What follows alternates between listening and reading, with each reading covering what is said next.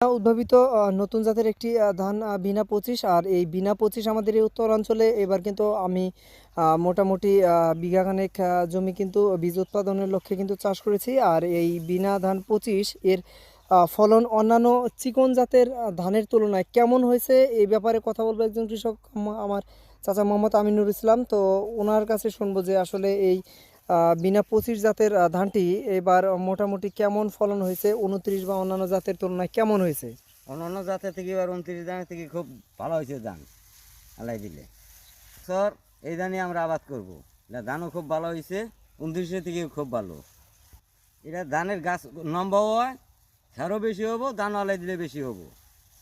ধন্যবাদ চাচাকে। তো চাচা যেটি বলতেছিল আসলে এই বিনা উদ্ভাবিত এই বিনা 25 জাতের খড় কিন্তু মোটামুটি অন্যান্য জাতের ধানের তুলনায় কিন্তু একটু বেশি হয়ে থাকবে, কেননা এটা উচ্চতায় বেশি। তো এরকম কৃষি তথ্য পেলে